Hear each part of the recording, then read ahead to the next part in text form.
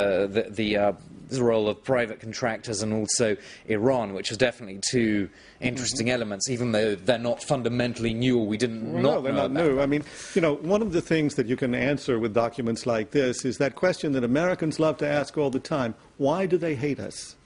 Well, those of us who were on the ground in Iraq understood perfectly well why the Iraqis hated the occupation, and especially hated the private contractors, and did what they did to them whenever they would catch them, and wanted to put them on trial after they slaughtered people in the middle of Baghdad. These people were wildly irresponsible. They were bullies and thugs who were being paid hundreds of thousands of dollars a year after being trained at enormous expense by the U.S. government when they were serving in the military. Yeah, everybody hated them, and these documents help now show why. But the people who didn't want to hear that before are not going to read 400,000 documents to discover that, and in fact, they're still not going to believe it. Yes, of course. The reason these contractors were brought into the picture, one of the reasons is that the State Department's Office of Security is utterly incapable of protecting their own diplomats in a war zone. It's not constructed for that. So they had to bring in these contractors. Of course, the number of contractors was very excessive, and I think one thing you see in these Wikileaks documents is sometimes the contractors fired on each other.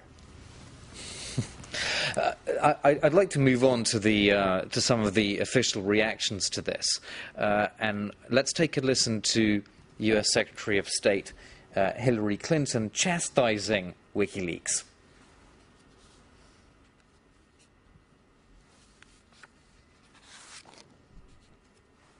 We should condemn in the most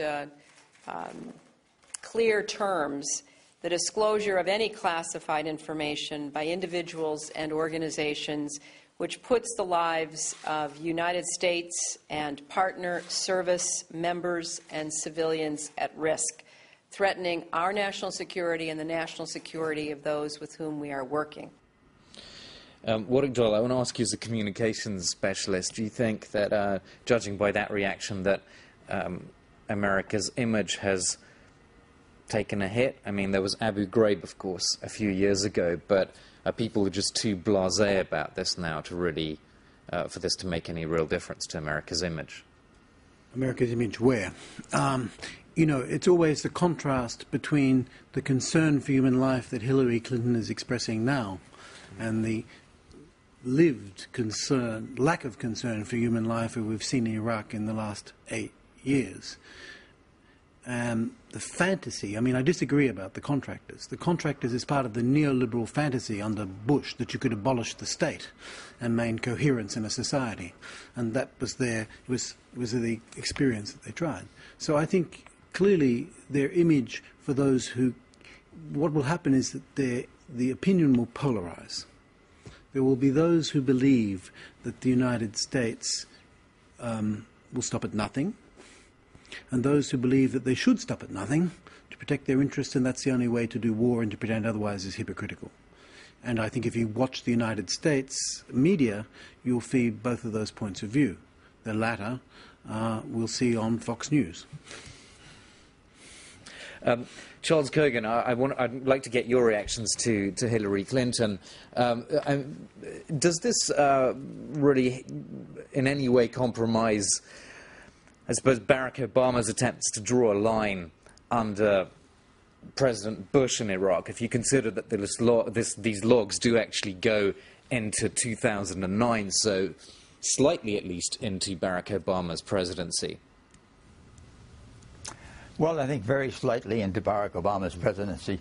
Obviously, Hillary Clinton has to defend the policy of the U.S., and she can't say much different than that. I'd like to pick up on something that Professor Doyle said, and that is, I think the United States is beginning to weary of these expeditionary wars that are fought without any real objectives. First we have Vietnam, then we have the Iraq War of 2003, and then we have the continued war in Afghanistan after al-Qaeda left the place. Well, it's going to be a retraction of the U.S. Adventures abroad. I think that's inevitable. The cover story of Newsweek International this week, which I happen to have written, is about precisely that, America turning inward.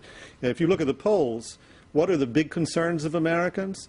60% say the economy, 3% say Afghanistan. 3%, if that. That's within the margin of error. So potentially 0% care about Afghanistan. Well, sorry, what you were going to... No, I mean, you know, these expeditionary wars would not have happened if they'd listened to many of their own experts in the State Department. I happened to hear a lecture by Christopher Dickey before the invasion of Iraq, where he pointed out exactly what he thought would happen, and most of what he predicted did happen. So it's not surprising to anyone who didn't believe in this fantasy that they would be welcomed with flowers and they'd see this as a liberation. I can never quite understand who did believe it, but some people really did. The conclusion of what both of you are saying is that, well, and what Charles Kogan's saying also, that in America at least people are getting a bit fed up with these expeditionary wars. In that case, is Wikileaks basically irrelevant to their concerns right now? It's preaching to the choir. It's giving lots of documentation to people who already believe that all this was a bad idea so that they can prove they were right when they were already right in many cases. It also is giving some information to genuine bad guys among the Taliban, in Iran. I think that some of the WikiLeaks material, for instance, about the 3 hikers, now 2 hikers, Americans who are being held in Iran, will probably hurt their case in the Iranian courts, not that they were going to get a fair trial anyway. And I think all of that, once you start putting all this stuff out there completely undigested, from a point of view of scholarship, it's useful, and from the point of view of news, it might be, but from the point of view of keeping people alive, and even keeping perspective, it may not be useful. Just a very quick final question to you to end this first half. As a journalist, would you use WikiLeaks as a source, and if so, how? Only if I had access to the original documents, just like I wouldn't use Wikipedia unless I'm able to check their footnotes. Of course. No, absolutely not. Okay, well, we'll have to take a break now, but do join us after the news for the second part of our debate.